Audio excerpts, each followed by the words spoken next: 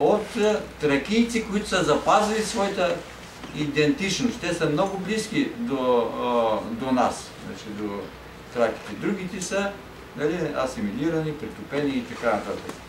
Интересно, племи са шумерите, които са владели и Индия, са владели и големи райони в Месопотамия.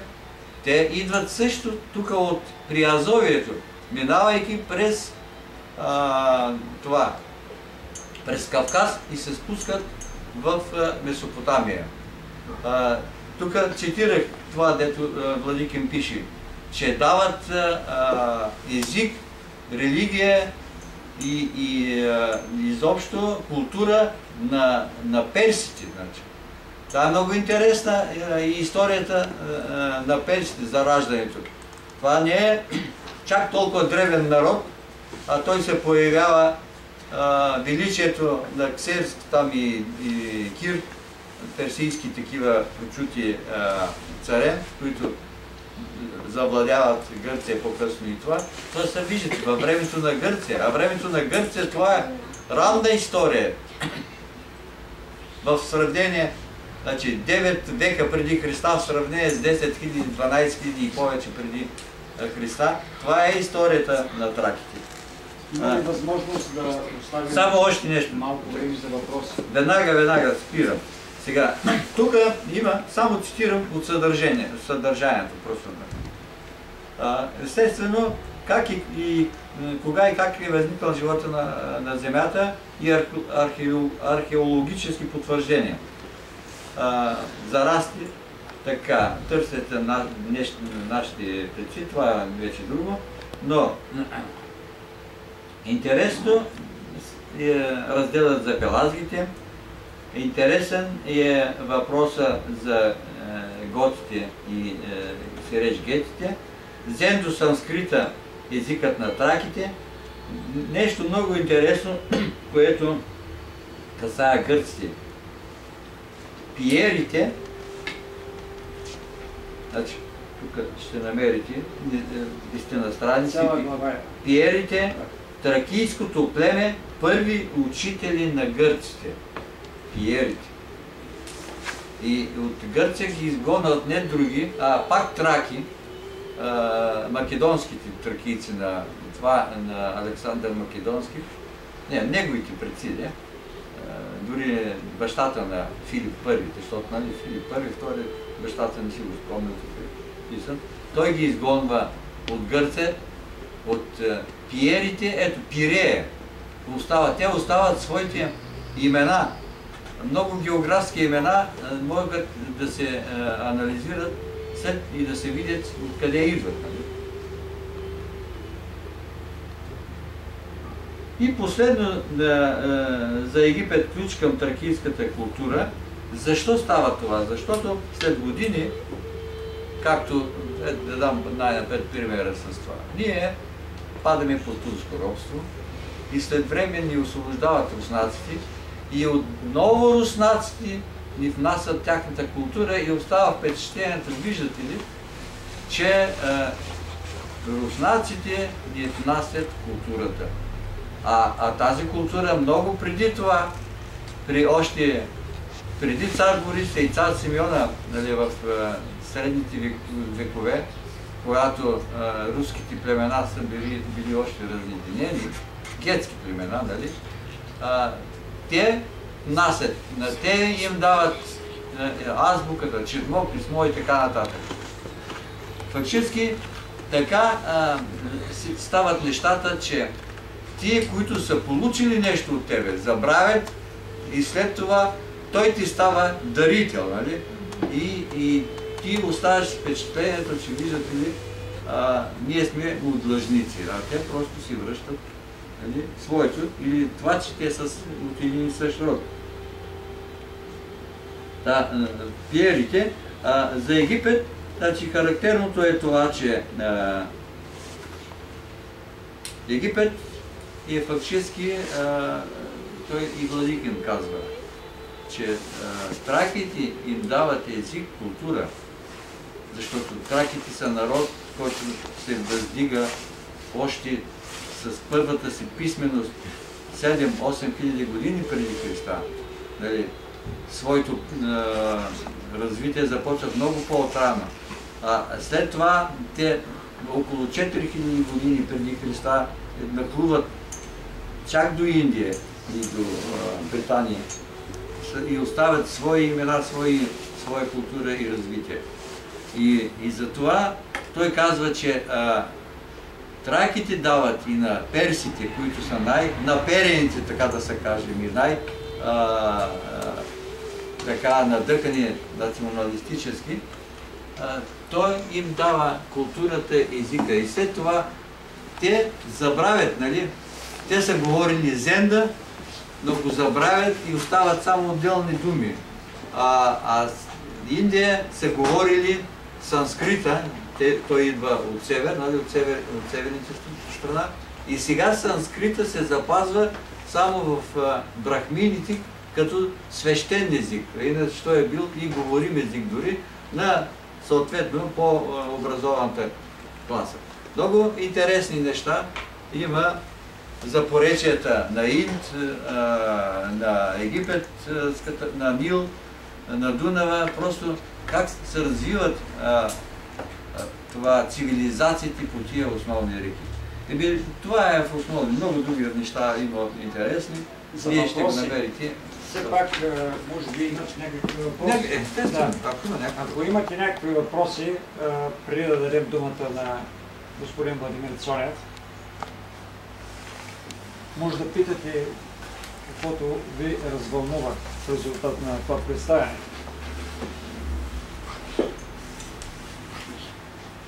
Волго, заповядай да кажеш няколко думи все пак. Ето, дай словото, ако обичаш.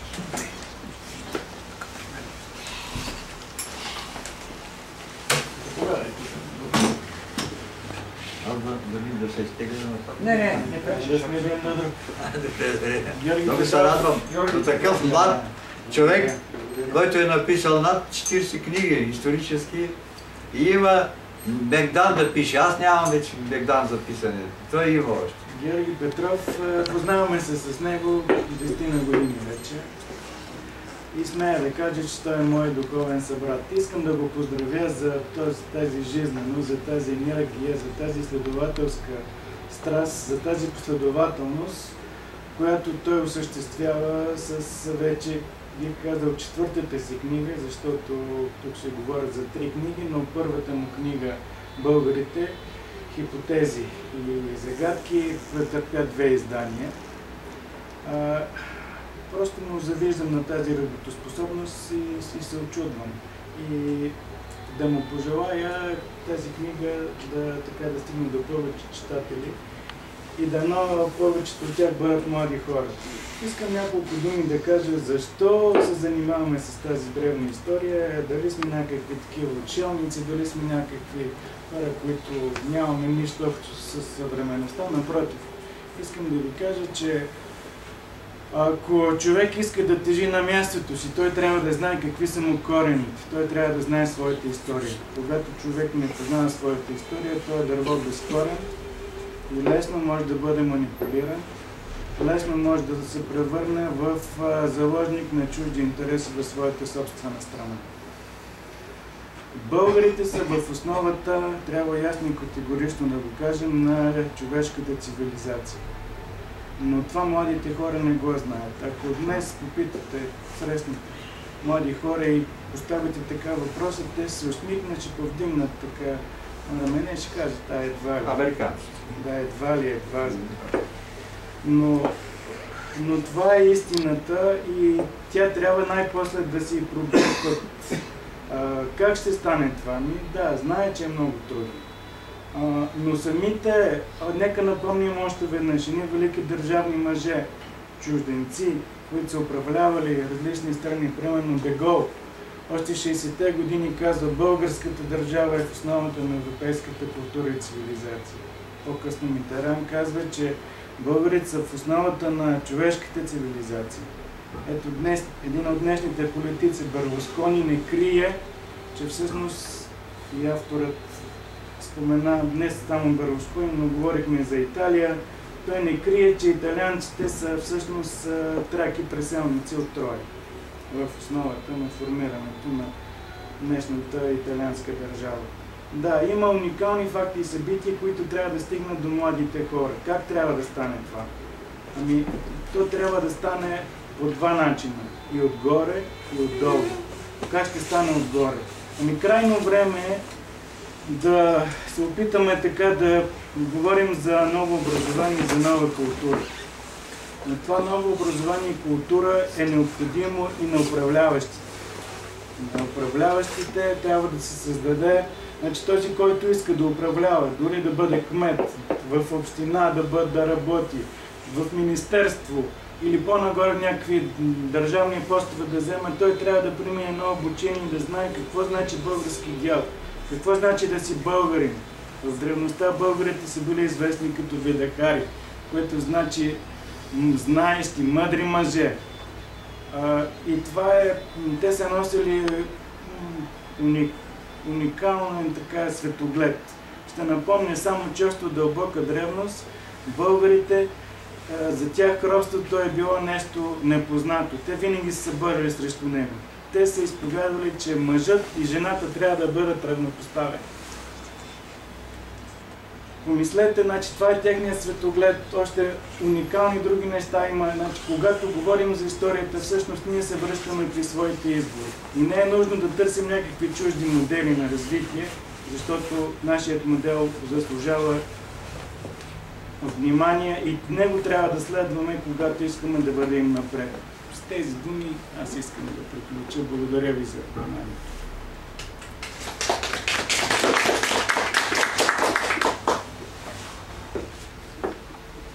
Ако имате още някакви въпроси, с удоволствие.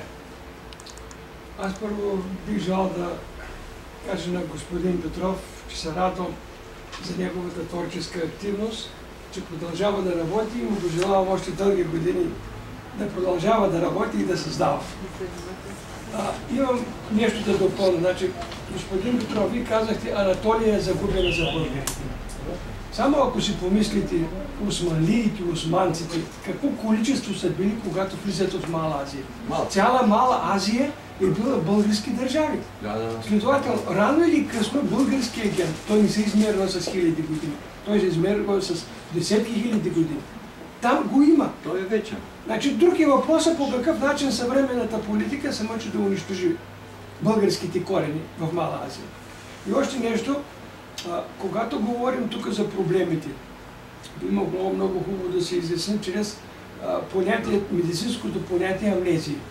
Амнезията е заболяване. Известно е, че човек губи памет за миналото. Но в същото време за тази болест е характерно, че тези хора нямат поглед към бъдещето. Ние, българите, сме изпаднали в амнезия към нашето древно минало. И то нещо много активно, чуждите сили непрекъснато го поддържат в нас. Така че ние трябва да преодолеем и тази амнезия, за да можем да се устремим към бъдещето. Благодаря. Не напразно има книга "Големият заговор срещу българите" от група Асир. Аз се цитирам. Маджаров и там Гази. И един българин, българин от Чувашия. И това е така, това започва още от величието на българската революция. Вижте, това много леко се обяснява, защото българите са в край на краищата в началото на човешката цивилизация. Всеки от тези съвременни истории е отрязал едно парче от историята на българите и казват, вижте колко сме ние велики. Така че всичките тези народи, по-скоро техните ръководители, гледат да унищожат българите, за да може да остане тяхната велика история. Защото тя в край на краищата произхожда от българската история. Нашата задача е ние да продължим да работим. Рано или късно истината изплува. Да, надявам се. Професоре, интересува какво е отношението ви към така наречените орфически книжки, които излязаха в последните 4-5 години. Братята Гайд, Стефан Интересно ми е общо взето каква е позицията ви. Да. Аз... Това във връзка с тези само така за мнение интересуваме. Аз лично смятам, че за последните 20 години, общо взето горе-долу толкова работя активно с книги, имам чувството, че в търсене на самите себе си, на това кои сме и откъде идем, така има етапи и моменти, в които залитаме много залитаме. И в тази връзка да ви питам какво е мнението. Не търсим ли понякога така подвола теле, не търсим ли понякога общо взето без някаква, що бъде сериозна база историографска, книжнина, която някъде от някъде. Има такива моменти, ми се струва, поне на мен, че така залитаме. Хана сам, Хана там, то бяха Танграта Накра, то бяха Авитохол, авитохолисти, пък се разделиха Добрев, добревисти, пък някакви боричкания между откъде всъщност идем, дали от Волга или не знам, такива едни типично нашински си ми се струва. Няма една единна теория и идея. Въпросите ви станаха много, наистина. Но са полезни, според мен. Се опитам накратко. Значи, първо за братята Гайд. Вижте сега, тяхната книга и общата, значи тракийските хроники, трилогия, и тая трилогията.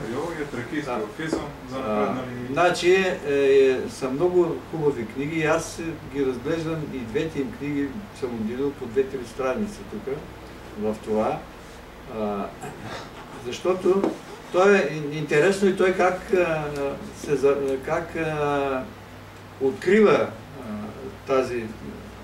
това неща чрез египетските иероглифи и главно чрез коптите, които голяма колония от коптите, нали, ви казах кои са коптите, те са все още автентични запазени траки от древността в Египет и постоянно ги натискат там исламистите и постоянно при някои вълнения убиват по някой свещеник, защото те се водят, като останаха само, така да се каже, свещеници, свещена секта.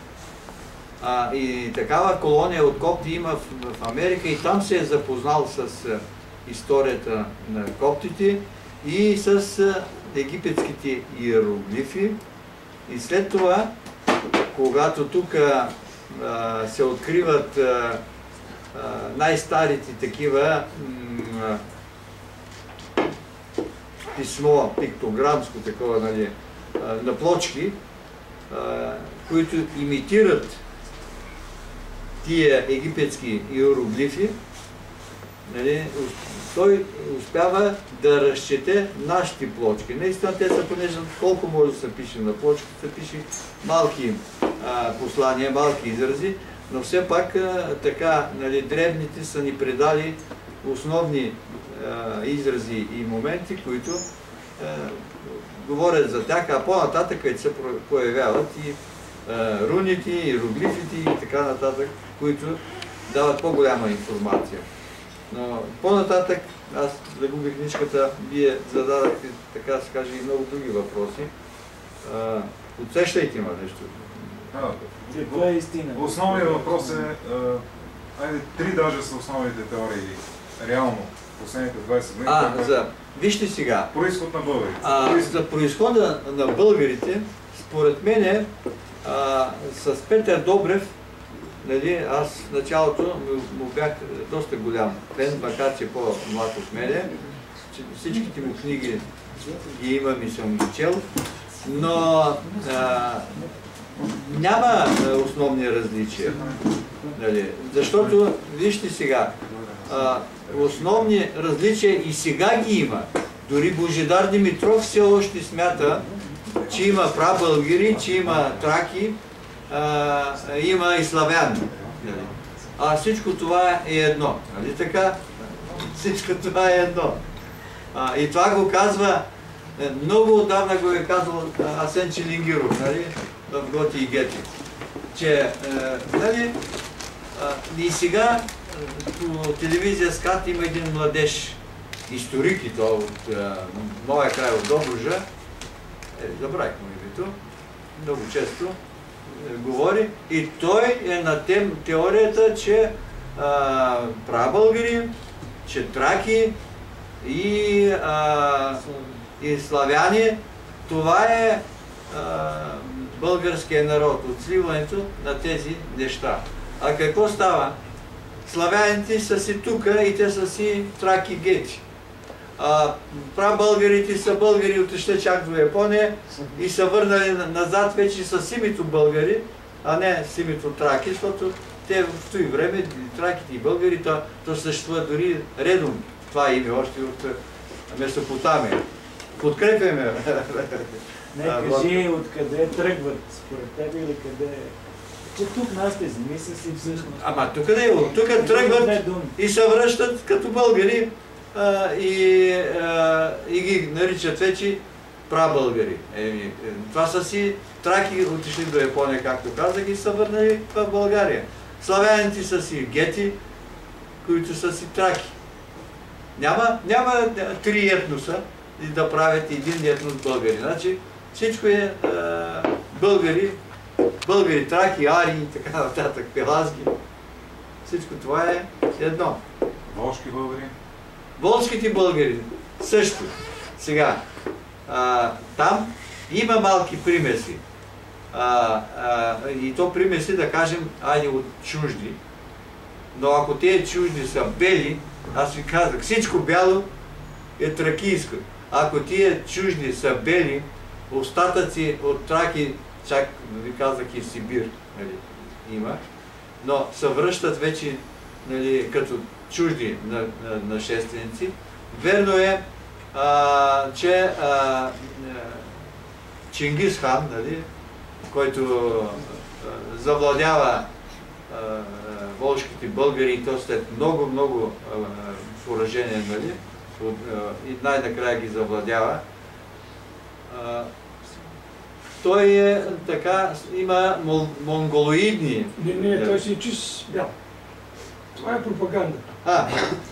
Леко е дръпнат, има малко дръпнат. Никак не дръпнат. Аз съм го виждал. Режим коса си не учи. Те ги рисуват така. Лично съм виждал, приятели сме. Типично. Леко е дръпнат, има малко. Никакво реално. Вижте, има монголски филм, има японски-монголски филм. Те го дават и бащата на Чингис хан, Чингис хан го дават и в Види. А тук и два филма ги дават като... Има още нещо. Вождовите им са си тракийци, защото там остават си вождовите. Да кажем, има в масата, има малко примеси от монголоидни.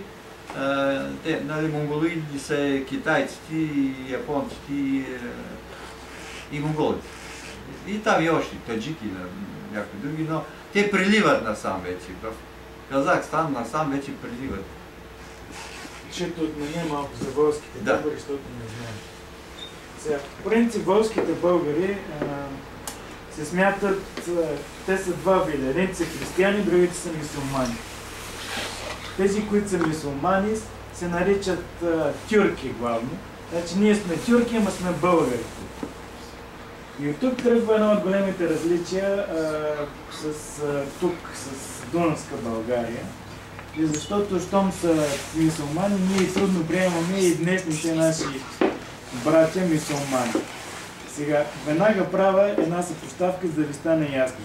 Преди 100 години, 1907 година е поръчен, 1911 година излиза Речник на раси и народи в САЩ. Той е по поръка на Сената и Конгреса на САЩ и там за нас българите пише, че българите живеят не само в България, а и заемат голяма площ извън съседни територии.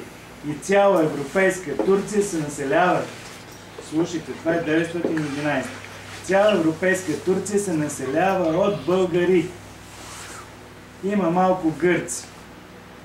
Доколкото вика до това, че в България има мюсюлмани, да, има мюсюлмани, но те са българи и са един чудесен такъв тип Значи тези 20% са били сега, тези същите 20% са и днес.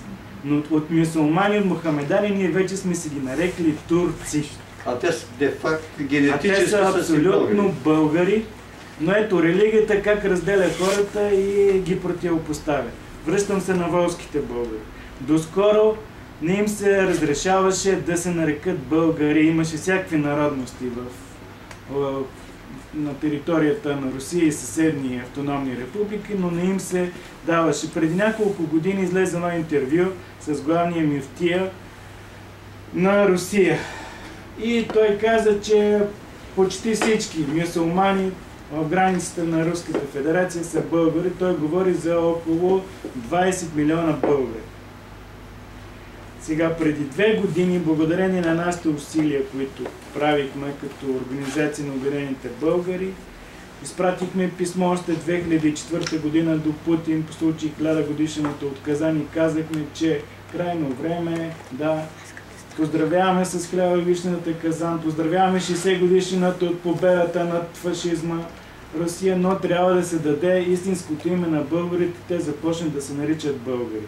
И от 2010 година есента започна преброяване и бавно и полека започват да се преброяват българите. Да? Българите вече да заявяват свободно своето име. Естествено има съпротива, има и страх, но всичко това бавно и полека ще върви и все повече българи ще могат да се да получат своите истинско име българи. В момента наистина те са около 20 милиона, а има поне между 15, 16 и 20 области в Русия, които има компактно българско население.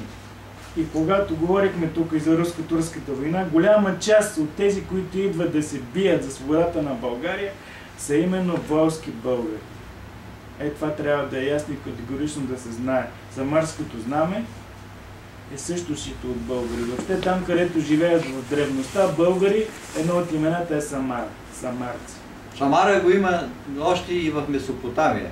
Значи това е много древно седлище, което се появява там, а други българите го носят. Има го и в Тибет, има го на много места. Носят го българите със себе си навсякъде. Както сега, дори Румъния е пълна с български имена, защото те румънците са българи. Но смениха азбуката, почват да сменят езика. Така, иска да кажа, дори чеченците, тия разбойници, и те са си с български произход. Те са кавказските българи. Кавказските българи, да. Кабардино-балкарците там, и ингушетия и други, с български произход, само че мюсюлманската религия, която нахлува по тия райони, дълги години ни разделя. А добре, кажи за Мидхат Паша, он е извадка, който казва, нали, валията ли, или какво беше управителя на Северна България, който казва, че в България няма турци. Няма заселване. Няма въобще заселване на турци, а има българи потурчени, нали, превърнати в исляма. Само че ти ми дай откъде си взимал този издръв, там цитат. Много ценен цитат дава. Да го дадем на Лютви Местан, да го знае. Те на нашите политици трябва да се летят. Всички тези неща е казано лично в президентството на съветниците на президента. Да го ползват, бе? Не го ползват, не ги интересуват. Може ли нещо да кажа за българските българи? Да си направим Местан на кръвна проба, генетична проба. Да видим. Значи за българските българи, какви са българите? Значи има един кавказски учен, който в момента не се спомням името, той е написал книга. Изследвал е надписите върху надгробните камъни. И той там установява, че порядъка на 5-7 век от Волжска България надолу до Азовско море, Кавказ, северното при Черноморие, България, всички са говорили на един език с 4 диалекти. Така че корените са общи. Исляма наистина си, впрочем, религиите винаги са били използвани, за да бъдат противопоставени народи. Изкривяват. Сега, говорейки за произхода на българите, значи тук странно звучи, ние имаме космически произход. Така че, вярно е, че ние сме тук няколко десетки хиляди години на територията на България. Рилската школа е най-древната езотерична школа, далеч преди Хималайската. И той много хубаво се вижда от кристала на водата. Значи има едно направление на троичност. Българите, същността на българите е свързана с понятие троичност, троичен знак. Значи има го в шивиците, в песни, в танци, в легенди. Водата е създадена именно по тези троични знаци. Значи това е едно космическо направление. Ние сме продукт на това космическо направление. А вече на Земята се наместват много, тъй да се каже, космически култури, които внедряват свои продукти. Поради това се получава и голямо разнообразие от народи. Значи жълтите са продукт на друга космическа култура, черните са на друга космическа култура. А ние сме продукт на една, да се каже, едно космическо направление, което кислорода е по троичен знак. Топологията на кислорода, представете си, той става въпрос за милиарди години. Ние сме просто продукт на това троично направление. Но наречи го арийско. Арийското е човешко понятие, то е много късно. Аз ще говоря за космос, там няма имена, няма езици. Има знаци само. И знака на Дулу е космически. Така или иначе, аз отново искам да кажа, че по странни обстоятелства една такава картина виждам. Българите пътуват на някъде в следващите години.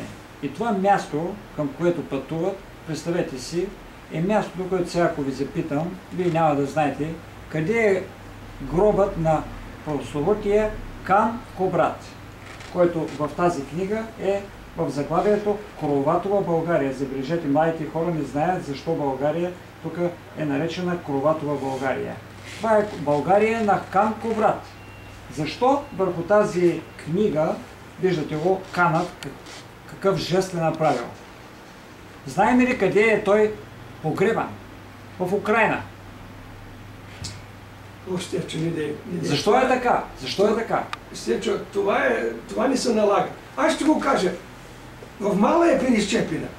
Аспарух. Добре. На Възнесенска. Мече на Хан Кубрат има четворки знаци. Няма български знаци. А мече на Хилдри, който е сина на които създават цялата западна култура, той е с български знаци. Това е български хан. Така че този Кубрат не е български хан. Той е някакъв... са си траки, бе. Мече е символ на властта. Българите трябва да уважават тази личност, тази фигура. Не става въпрос за фигурата. Става въпрос, че конкретното откритие златото не е на Хан Кубрат, а не на някакъв друг. Говоря за Кубрат като учител, който в момента с жеста си обединява българите. Ако българите не разбират какъв урок им предстои да вземат по обединяване, а се делят, за това говоря. От тая гледна точка. Не ме интересува дали произхода е космически. Интересува в момента младите хора дали остават в България. Младите хора не се интересуват от космическия произход на България. Той са семето, които се разпръскват. Нека да приземим нещата. Произходът на българите, според мене, ясно и точно, трябва да се каже поземно му. Никакви космически произходи. Говори се за арийски произход, а не тюркски произход. И аз ви препоръчвам да видите в интернет това, което е написано от така наречената личност Иван Митев. Някой си Иван Митев, който при 5 години изчезва, загива. Иван Митев с прозвище Колобера. Вижте какво е написал в интернет. Вижте какво е написал. Трябва да ви кажа, удивително точно съвпада това, което е написал с сегашните ни разкрития за съставянето на днешния пъзъл за произхода на българите. Тук се намира и доктор Ганчо Ценов, и Георги Стойков Раковски, и цялата тая книжовност, за която и Георги Петров в момента говори в своите 3 книги. Така че нека да приземим нещата за произхода на българите, да я кажем практично, ясно, така че младите хора да знаят истината. Пъзълът е готов. Какво толкова сложно има да назовем нещата? Българите са с арийски произход, арийци. Арии, че българи. младите хора там по манифестациите не четат и те не знаят бъкел. Защото не им се говори ясно и точно. Кой да говори? Те не то слушат. Трябва да се обясняват те слушат само тъпаните и зорлите. Не така. Младите хора искат да се говори ясно и точно, разбираемо. И затова аз именно предлагам българските историци да бъдат точно като Георги Петров. Не казионни. Не да пишат за пари, а просто за сърцето и между прочим, нека да отдадем. Майя Василева е една от първите, от академията е тя, което признава за той е цар Мидас и българската, появата на първата българска фонетична азбука на авантите. Тя много добре, а тя е от академията 2005 година и признава. И това, представи си, го изнася на конгрес по тракология в Гърция и ми го натрива на носа направо, защото гърците казват, как? Финикийците дават там няколко знаци и ние създаваме азбуката и тръгва латините по света. А тя казва, а не, точно по ваши сведения абантите са фригийско племе. А те създават първите букви, от които ги вземат финикийците и вече нататък и нататък. Така или иначе, представянето на книгата беше един добър повод да кажем някои работи тук на нашите сънародници и да кажем нашето послание. Посланието е на практика българите да повярват в себе си, да знаят, че зората предстои, да имат още малко търпение в следващите години и да устоят. А устояването ще стане с наистина онова, което те носят като българи. Както е казано, българин се става, а не се ражда. Човек става българин. Българин според учителя е човек, който е намерил своят учител. И поради тая причина българин да си в момента е надрелигиозно понятие. Скоро, според прогнозите на Лея Ванга, може би и други народи ще се преварват да учат български език. Защото този език очевидно е много древен и най-добре изразяваш корената система на понятието. Така че нашата задача беше тая вечер да представим книгата на Георги Петров "Зората на българите" и с този видеорепортаж да се опитаме да вдъхнем малко повече надежда на хората, за да повярват в себе си и да поемат съдбата в ръцете си. Да не напускат България, да изтраят още малко. И напусналите да се върнат, такъв принцип има и в книгата. До коя година трябва да се върнат? До 18-та? Дайте до 20-та година. Значи там пише, те точно са били в чужбина. Който е преуспял да се върне със своите успехи тук, който не, да се върне със своите но нека да се върнат научили урока на Колбрат. Научили урока на Колбрат, защото той тук им казва ясно и точно: вие в момента, когато се разделите, ще бъдете бити поединично. А в момента вие сте силни, когато сте единни. Ако българите не научат този урок, трудно ще им бъде. Благодаря на всички за внимание. Благодарим за организацията и покана. Благодарим.